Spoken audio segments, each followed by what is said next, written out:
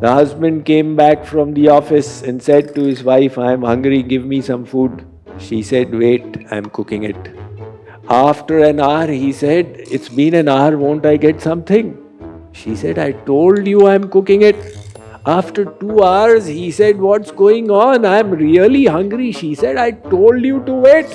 After 4 hours, he says, "What's happening today? There are mice in my stomach." She said, "Why are you losing patience?"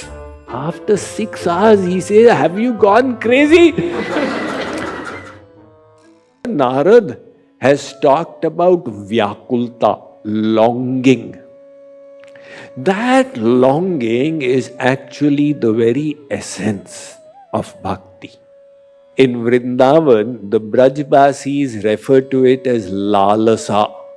The divine yearning is lalasa. Now we all have this yearning in us for spiritual gain.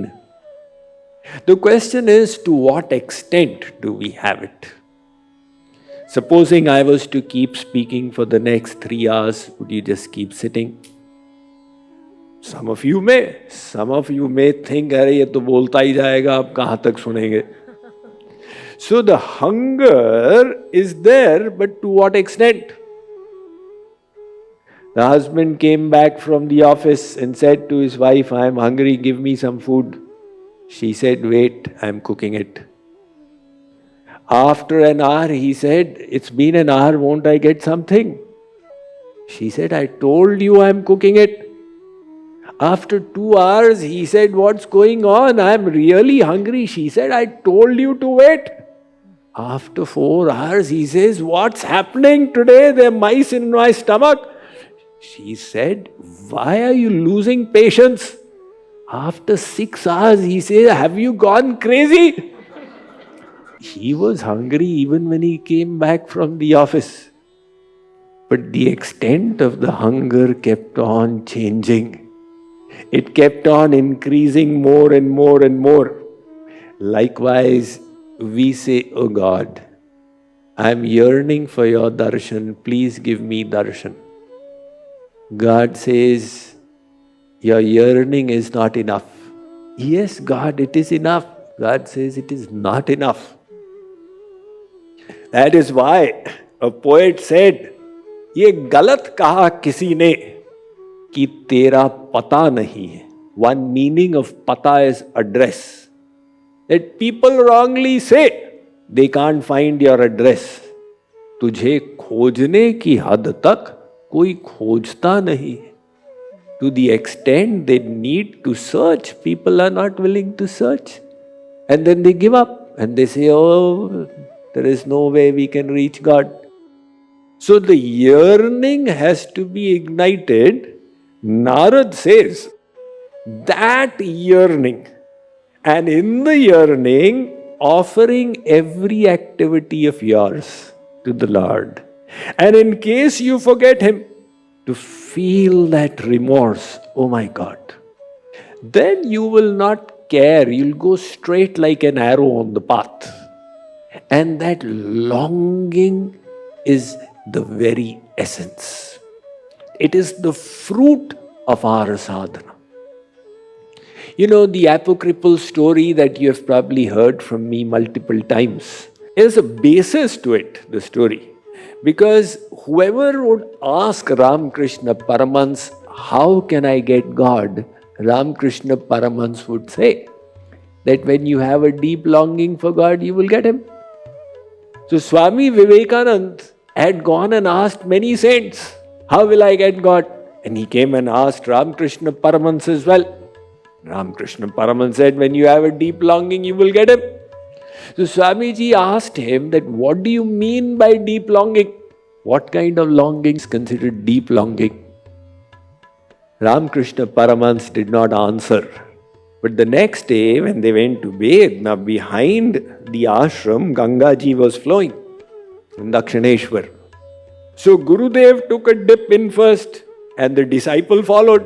And Ramakrishna Paramhans came out before him and he held Swami Vivekananda's head in the water. Now initially Swamiji was a surrendered disciple.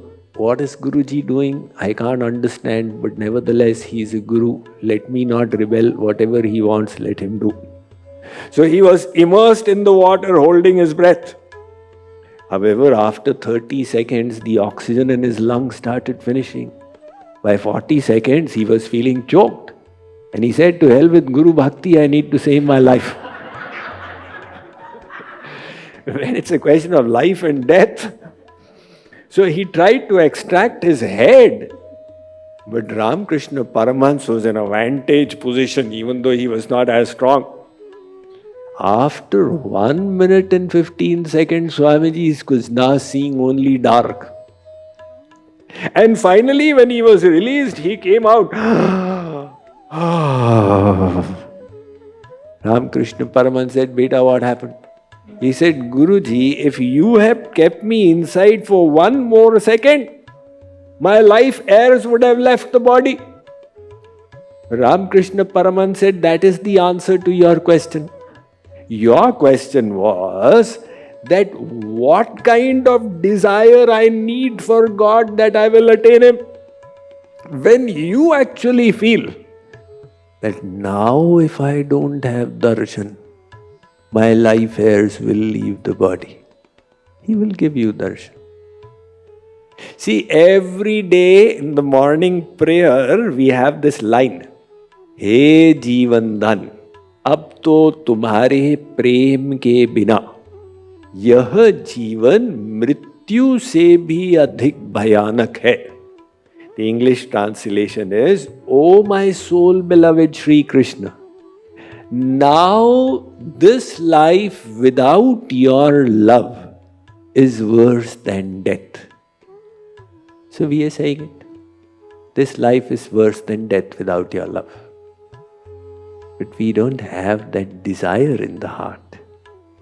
The day we actually feel that without His love, our life is worse than death, that is all that God wants. He wants nothing else. The rest He will do. So the aim of our sadhana is to create that desire. And Sri Maharaj Ji in the Radha Govind Geet, he has put it so brilliantly.